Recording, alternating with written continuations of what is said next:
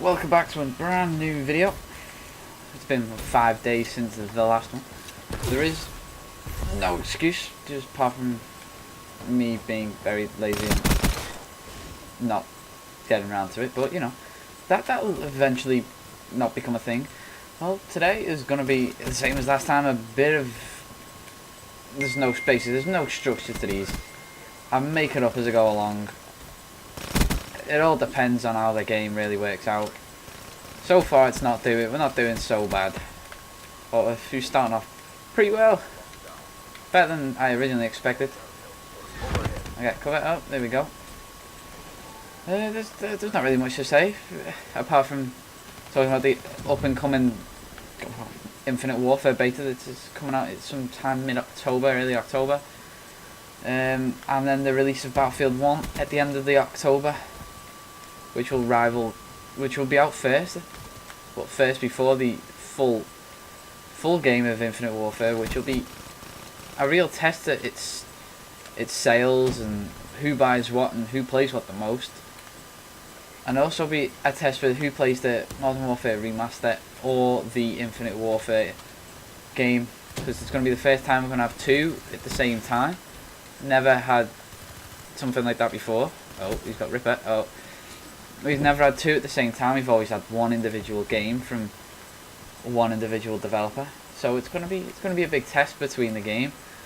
Well, between all three games actually, with Infinite Warfare and going up against Battlefield 1 and Modern Warfare Remaster, and Infinite Warfare going up against each other with who plays it the most, and what the amount of sales numbers between both Battlefield 1 and Infinite Warfare. A lot of people have been saying lately that Battlefield 1 is gonna be the better, not the better game, but the better selling game, because of how poorly the reception was to the Infinite Warfare game single player trailer. The multiplayer one wasn't so bad, but it still was atrocious to what it has been in the last couple of years with different releases. Advanced Warfare didn't have that much of a bad reception. Neither did Black Ops, neither did Ghosts. But Infinite Warfare for some reason had the worst reception possible for any developer. Excuse me. With a couple of million dislikes. Instead of, well, it was like 2 or 3 million dislikes nearly, I think, the last time I checked. Definitely something that Infinity Ward did not want to see, a big gap between the likes and the dislikes. It's never a good thing to see, but the Battlefield 1 trailer got good reception from all. With the trailer looked really good. The gameplay was really good on the beta. I enjoyed playing that. I've never really been a Battlefield player because of it's not as fast paced, but it does take, especially sniping, takes a lot more skill. Sometimes it's all about strategical positioning or camping. On Battlefield, it's a very camp-happy game. You just sit in the one place because the maps are that big, and no one will be able to find you, and you just maybe get 1 or 2 kills. But I'm not saying everybody plays Battlefield that way. Some people play it differently. Some people like to play very attacking-minded. Go try and get the objective and try and kill as many people as possible, but mainly it's a very camp happy game with how people play it. It's not very aggressive and fast paced as COD or previous Battlefield games actually as well. Certain maps on previous Battlefields were really good.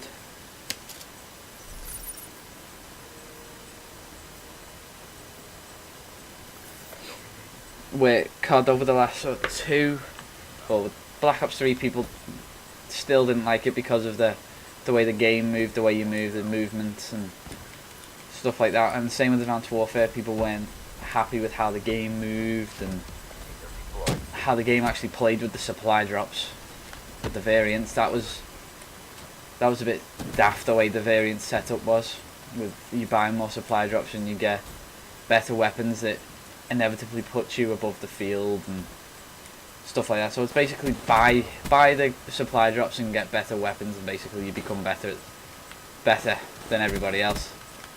Especially with the one variant, like certain variants like the ASM1 and the BAL, they were the worst. But I spoke about that last time.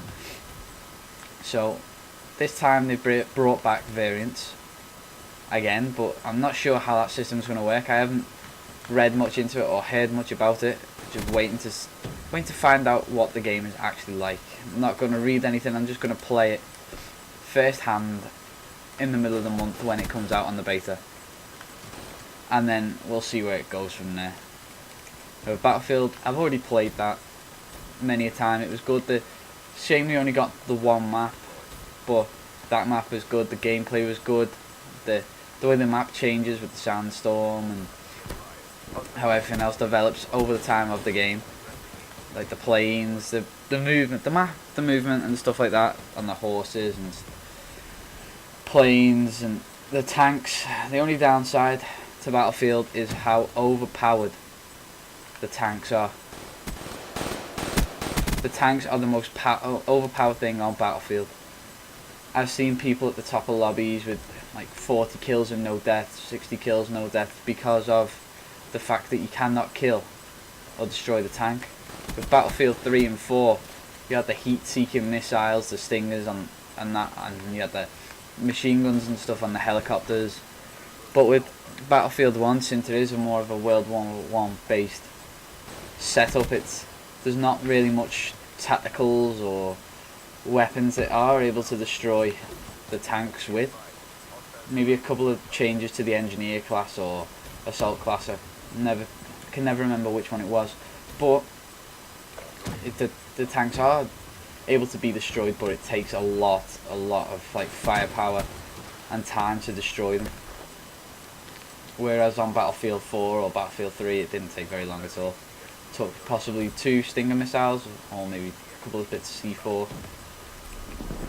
And the repair kit on Battlefield is one of those. The maps are that big, you're able to drive off to the very middle of nowhere and just get out your tank and not be shot at by anybody or have any like engagement whatsoever. You can just ride off into the back of the map and just happily get your repair kit out, and that's it. There's no challenge from anybody apart from the planes, but they won't know you're there because the maps are that big. But overall the game had no problems whatsoever. Bit buggy here and there, but you expect that with a beta game. It was definitely the best Battlefield I've played for a long time. There's certainly an improvement on Hardline anyway, that's for sure.